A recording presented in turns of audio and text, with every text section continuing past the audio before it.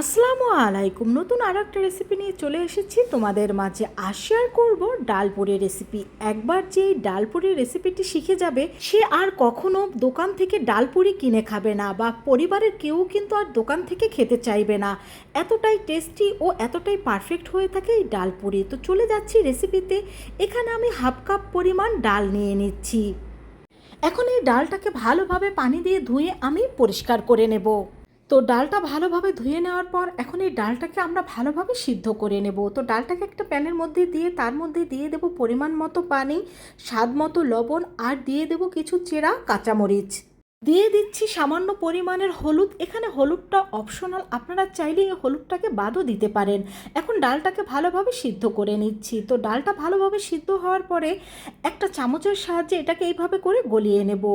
তবে কিছুটা যদি আস্ত থেকে যায় তাতে কোনো সমস্যা নেই, পরবর্তীতে ম্যাশ করার সময় এটা সম্পূর্ণটা গলে যাবে। দিয়ে দিলাম সামান্য একটু গরম মশলা গুঁড়ো।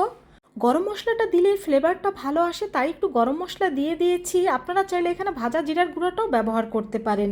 দিয়ে দিলাম কিছু ধনিয়া পাতা কুচি। দিয়ে দিচ্ছি সামান্য একটু চিলি ফ্লেক্স, এখানে ঝালটা আপনাদের পছন্দ মতো ব্যবহার করতে পারেন।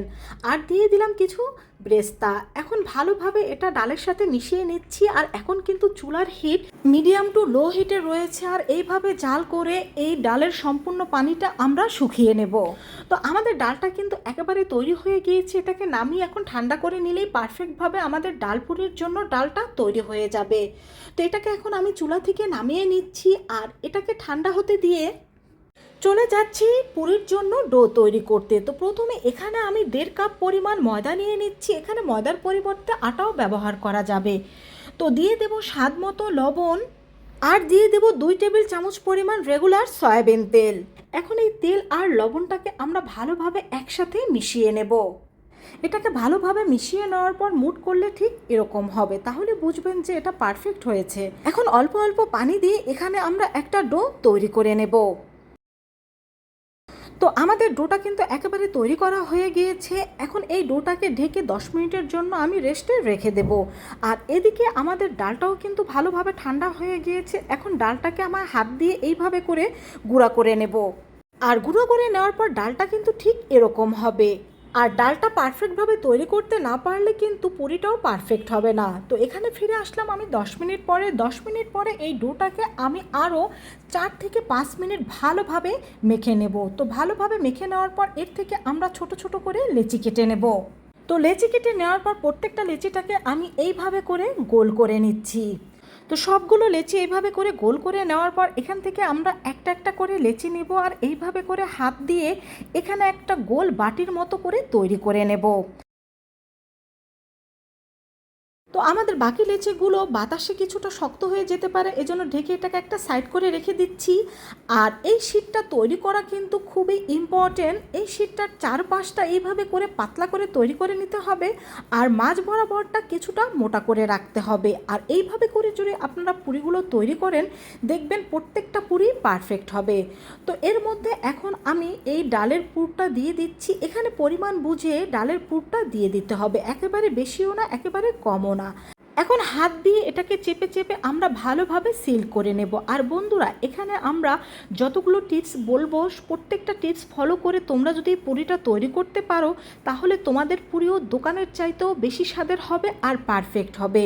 তো এখানে কিন্তু আমাদের একটা ডাল পুরির ডো তৈরি হয়ে গিয়েছে। ঠিক সেমভাবে প্রত্যেকটা লেচির মধ্যে ডাল ভরে এভাবে ডাল পুরির ডোগুলো তৈরি করে নেব। তো সবগুলো তৈরি করে নিয়েছি। এখন একটা একটা করে আমরা বেলে নেব। তো এটাকে কিন্তু অবশ্যই তেল দিয়ে বেলে নিতে হবে, কোনো প্রকার আটা বা ময়দা দিয়ে এটাকে বেলে নেওয়া যাবে না।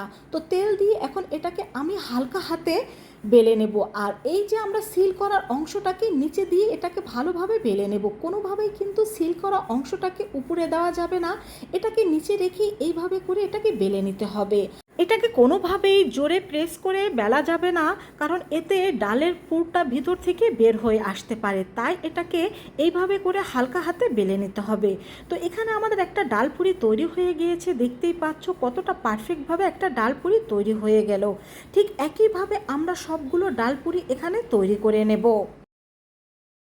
তো এখানে সবগুলো ডাল পুরি আমি তৈরি করে নিয়েছি। এখন এগুলোকে আমি গরম তেলে ভেজে নেব। আর এটাকে ভাজার সময় কিন্তু অবশ্যই তেলটাকে ভালোভাবে গরম করে নিতে হবে। তেলটাকে ভালোভাবে গরম করে নিয়ে মিডিয়াম হিটে এই পুরিগুলোকে ভেজে নিতে হবে। এতে পুরিগুলো কিন্তু অনেক বেশি ফুলকো হবে।